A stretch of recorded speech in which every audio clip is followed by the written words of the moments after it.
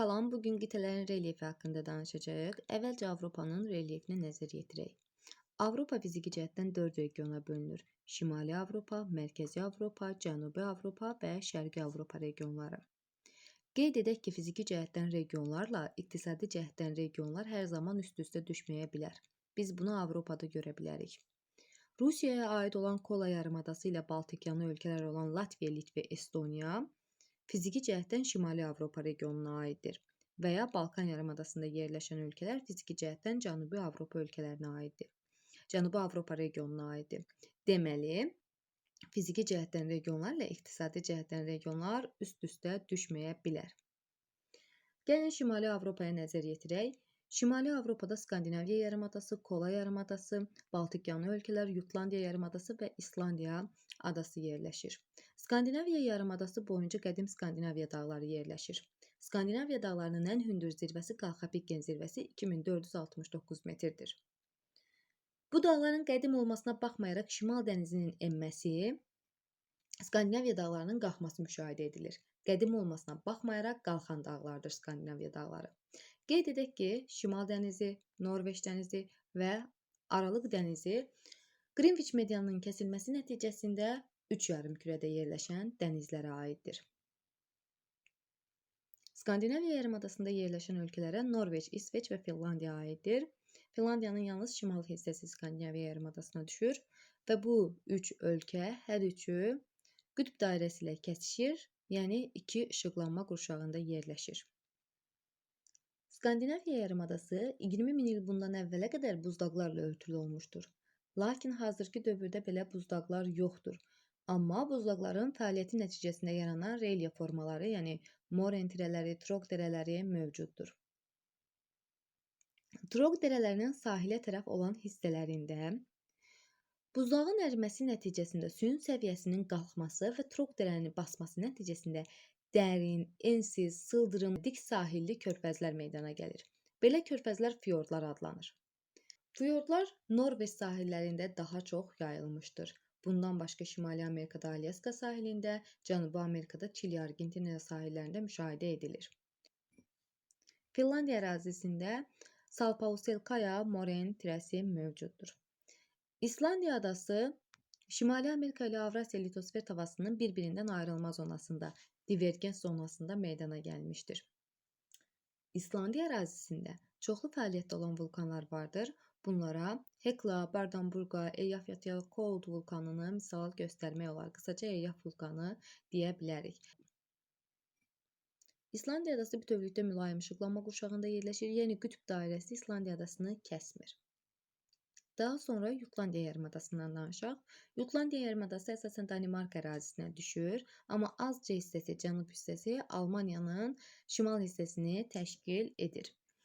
Jutlandiya yarımadasının 2 dənə dənizə çıxışı var. Şimal dənizi və Baltik dənizinə çıxışı vardır. Eyni zamanda bu dənizləri birləşdirən cənubunda Kil kanalı keçir. Kil kanalı Jutlandiya yarımadasının cənub hissəsindən keçmiş oldu. Orta Avropa əsasən düzənliklərdən təşkil olunmuşdur. Burada ən böyük düzənlik Almaniya-Polşa ovalığıdır. Atlantik okeanın sahil boyu əraziləri tektonik əyilmə zonasında yerləşir və əyilmənin nəticəsində sahil boyu ərazilər su altında qalması prosesi müşahidə edilir. Nəticədə sahil boyunda yerləşən ölkələr ərazisini genişləndirmək məqsədi ilə antropogen mənşəli düzənliklər yaradır. Bunlardan biri də polderlərdir. Polderlər əvvəllər dənizin dibi olmuş ərazilərin mürəkkəb mühəndis qurğuları vasitəsilə quruya çevrilməsi prosesidir. Bu əsasən Niderland üçün səciyyəvidir. Niderlandda ölkə ərazisinin 40% dəniz dibinin qurudulması hesabına alınmışdır. Orta Avropanın cənub hissəsində isə qövsvarı formada Alp dağları yerləşir. Alp dağları qar xəttindən yuxarıda yerləşir və nəticədə yayda və qışda istifadə edilən kurort məqsədi ilə, turizm məqsədi ilə istifadə olunur. Bundan ən çox Fransa, İtaliya, İsveçrə, Avstriya istifadə edir. Bundan başqa Liechtenstein, Almaniya, Sloveniya ərazisinə də Alp dağları düşür. Alp dağları cavan dağlardır. Alp qırışıqlığında əmələ gəlmişdir. Ən hündür zirvəsi Mont Blanc zirvəsidir. Eyni zamanda İsveçrə ərazisində Matterhorn piki də yerləşir.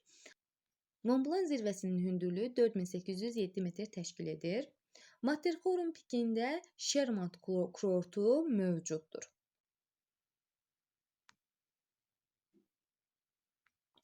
Cənubi Avropa hissəsində Pireneya yarımadası, Apennin yarımadası və Balkan yarımadası yerləşir. Bu ərazilər əsasən geosinkron zonaya uyğun gəlir. Avrasiya litosfer tavası ilə Afrika litosfer tavasının toqquşma zonasında əmələ gəlmişdir. Ona görə də burada çoxlu cavan dağlar yaranır.